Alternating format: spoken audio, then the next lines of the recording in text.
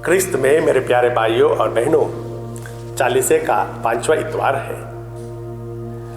चालीसे के ज्यादातर दिन खत्म हो चुके हैं, बस कुछ ही दिन बाकी हैं जिसमें हम लोग बड़े लगन के साथ थोड़ा और ज्यादा प्रार्थना करें और थोड़े अच्छे ढंग से उपवास भी करें, साथ ही साथ परोपकार भी करते रहें ताकि हमारा यह 40 काल सफल हो।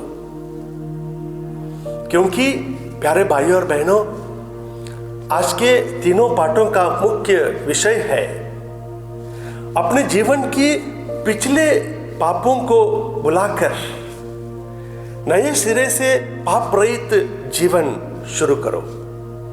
मैं दोहराता हूं, अपने जीवन के पिछले पापों को बुलाकर नए सिरे से पाप रहित जीवन शुरू करो।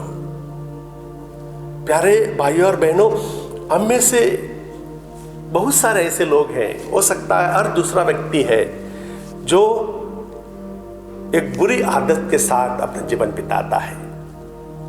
वो बुरी आदत है दूसरों पर उंगली उठाना, गलत होने पर नियमों का याद दिलाना, ऊंचे आवाज से बोलना, थोड़ा सा इधर उधर होने पर हाथ उठाना और हमेशा एक सोच रखना कि मैं ठीक था, तुम गलत थे, मैं ठीक हूं, तुम गलत हो। प्यारे भाइयों और बहनों, इतवार के दिन कैटेकिज्म की क्लास थी। सिस्टर मीरा छोटे छोटे बच्चों को कैटेकिज्म पढ़ा रही थी और उस इतवार के दिन सिस्टर मीरा ने बच्चों को पाप स्वीकार के बारे में बताने के लिए सोचा था। क्लास में सिस्टर मीरा बच्चों से कहती है, point your finger at each other, point your finger at each other. सारे के सारे बच्चे अपनी उंगलियां उठाते हैं और एक दूसरे को देखते रहते हैं और उसी मोड़ पे रहते हैं कि सिस्टर ने कहा था, point your finger, one finger at each other. और सिस्टर उसके बाद कहती है, do you see that while your one finger is pointed at the other person, 3 fingers are pointed at you yourself. क्या तुमने देखा है, जब तुम अपनी एक उंगली दूसरे पर उठाते समय तुम्हारे 3 उंगलियां तुम्हारी ओर इशारा करती हैं। फ्रेडी उस दिन उस क्लास में था, कैटेकिज्म पढ़ रहा था। कहता है कि सिस्टर मीरा की बताई हुई वो बात उसे बड़ी अच्छी लगी थी। वो बात यह थी कि बच्चों, अपनी गलतियों को सुधारने की पूरी कोशिश करो, तब तुम्हारे पास दूसरों की गलतियों पर उंगली उठाने के लिए समय नहीं मिलेगा। मैं दोहराता हूं, बच्चों, अपनी गलतियों को सुधारने के लिए पूरी कोशिश करो, तब तुम्हारे पास दूसरों की गलतियों पर उंगली उठाने के लिए समय नहीं मिलेगा। प्यारे भाइयों और बहनों, आज का सुसमाचार इसी बात पर सोचने के लिए हमें एक अवसर देता है। शास्त्री और फरीसी व्यभिचार में पकड़ी गई एक स्त्री को यीशु के पास बड़े सवेरे ले आते हैं। प्रभु यीशु मंदिर में लोगों को शिक्षा दे रहे थे। बड़े सवेरे शास्त्री और फरीसी एक व्यभिचार में पकड़ी गई स्त्री को ले आते हैं और प्रभु यीशु से वे न्याय चाहते थे। शास्त्री और फरीसियों को उस स्त्री को, जिन्हें व्यभिचार में पकड़ा गई थी, उसे क्या पनिशमेंट देना है उन्हें पता था। मूसा के नियम के अनुसार व्यभिचार में पकड़ी गई स्त्री को पत्थर उनसे मार डालना था, स्टोन अनटू डेथ। परंतु यहां पर शास्त्री और फरीसी प्रभु यीशु को भी फंसाना चाहते थे, देखना चाहते थे कि प्रभु यीशु इस के बारे में क्या बोलना चाहते हैं? क्या वे दयालु बनेंगे या नियम का पालन करेंगे? वे अपने इस पूरे दृश्य में एक लकीर खींचते हैं, शास्त्री और फरीसी। लकीर यह है कि हम अच्छे हैं और यह औरत बुरी है। हमने व्यभिचार नहीं किया है, इस औरत ने व्यभिचार किया है। अब प्रभु से जानना चाहते हैं कि इसे क्या पनिशमेंट दिया जाए। प्रभु उस दिन शास्त्रियों फरीसियों को आंसर करने के मूड में नहीं थे, उन्हें जवाब नहीं देते हैं, बल्कि उनको ही उल्टा सवाल पूछते हैं क्या आपने कभी पाप नहीं किया है? क्या आप में से हर कोई इस औरत को पत्थर फेंकने के लायक है?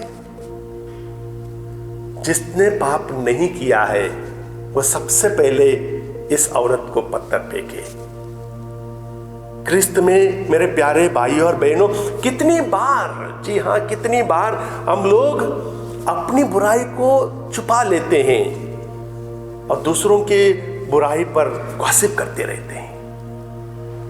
कितनी बार हम लोग दूसरों की बुराई पर क्रिटिसाइज करते रहते हैं, भला बुरा कहते रहते हैं।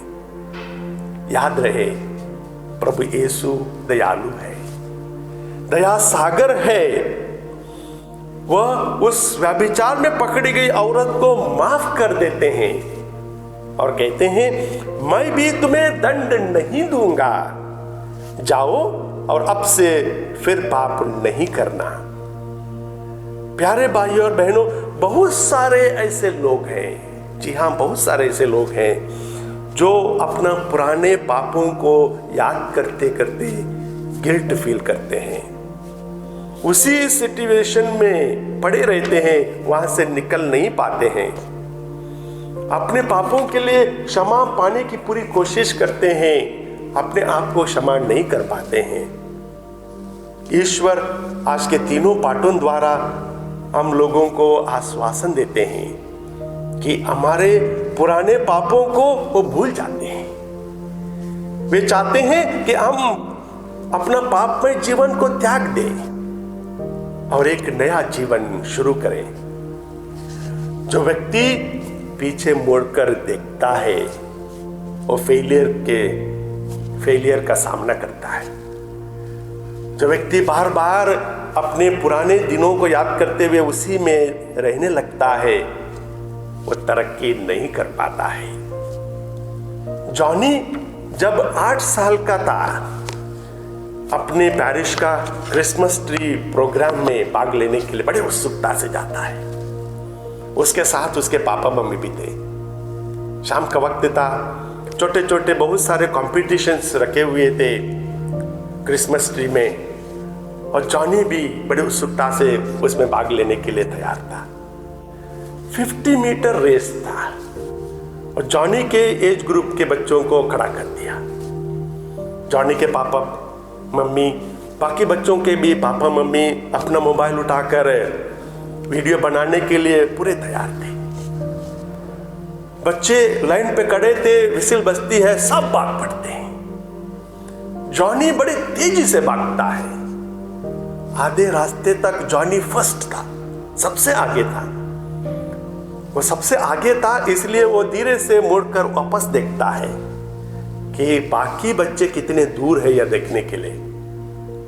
जैसे ही वो मुड़कर वापस देखता है तब तक बाकी सारे बच्चे आगे निकल जाते हैं और उस रेस में जॉनी सबसे पीछे वहां पर पहुंचता है। खूब रोता है। उसके रोने का देखकर जॉनी का पापा उसे सांत्वना देते हुए कहते हैं, सन, नेवर लुक बैक। बेटा, कभी मुड़कर नहीं देखना, तरक्की के लिए आगे देखते जाना। जो व्यक्ति जिंदगी में पीछे मुड़कर देखता है, जो व्यक्ति अपने पाप में गिरा रहता है, वो कभी आगे नहीं बढ़ पाता है। आज का पहला पाठ में नबी ईसायास हम लोगों से कहते हैं, पिछले बातें भुला दो, पुरानी बातें जाने दो, उसे मत याद करो। आज के दूसरे पाठ में संत पौलुस फिलिपियों से कहते हैं, पीछे की बातें भूलकर और आगे की बातों पर दृष्टि लगाकर मैं बड़ी उत्सुकता से अपने लक्ष्य की ओर दौड़ता जाता हूं।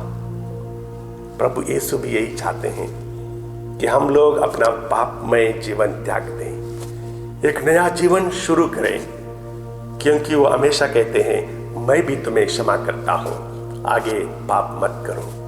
प्यारे भाइयों और बहनों, बचे हुए 40 के दिन हमारे लिए महत्वपूर्ण है। हम प्रभु के सानिध्य में अपना जीवन बिताने के लिए कोशिश करें। आमीन।